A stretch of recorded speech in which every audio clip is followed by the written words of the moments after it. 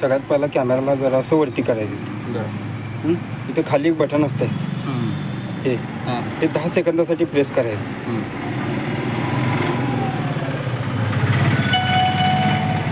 असा आवाज येतो.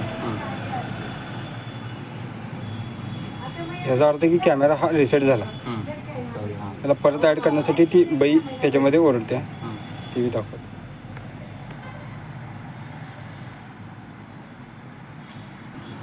दाबल्यानंतर मोबाईलच्या ॲप्लिकेशनमध्ये जायचं. इथं तुम्हाला आता ऑफलाईन दाखवणार ते, कारण की आपण आता कॅमेरा बंदच केला आहे ते.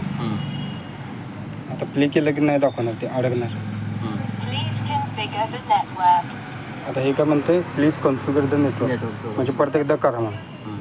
आता इथं काय करायचं, इथं हे पहिला डिव्हाइस डिलीट करतो. ह्याचं काय हे तुम्ही करायचं नाही, दाखवतो तुम्हाला. आता इथं परत ॲड करताना तुम्हाला सांगितलं तसं ॲडवर बटनवर क्लिक करायचं. हे डायरेक्ट तुम्हाला ब्लूटूथ नाव दाखवते. मग इथं आहे की नाही ॲड करायचं डिव्हाइस. आता वायफाय तुमचं कनेक्शन कुठलं आहे तिथं त्याचं नाव दाखवते.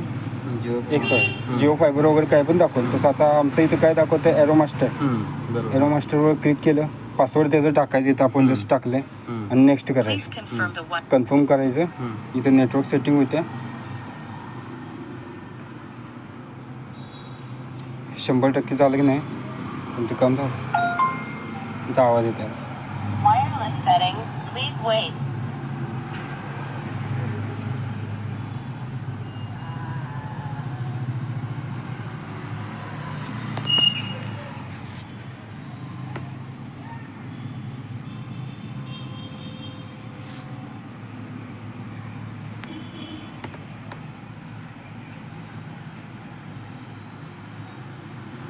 The wireless connection is successful.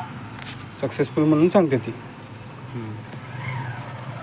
आता इथं आपल्या ऑफिसचं नाव तुम्ही पर्सनली टाकू शकताय, किंवा आपण फक्त इथं द स्टोअरला क्लिक करायचं आणि नेक्स्ट करायचं.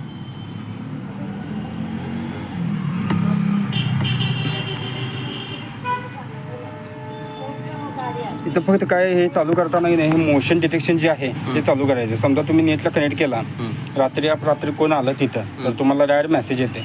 म्हणजे व्हॉट्सअप त्याचं ॲप्लिकेशन दाखवलं की नाही, त्या ॲप्लिकेशनवरती मेसेज पडते. हां, इथं वरती पडते. इथं वरती की नाही आपलं नोटिफिकेशन आहे की नाही, इथं मेसेज पडते.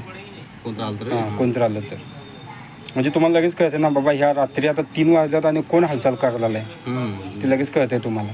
पण हे सेटिंग तुम्हाला चालू करायला लागणार. हे बटन तुम्ही प्रेस नाही केला स्टार्टिंगचे 2, तर तुम्हाला ते मेसेज येणार नाही. आता हे प्रिव्ह्यू दाखवत आहे.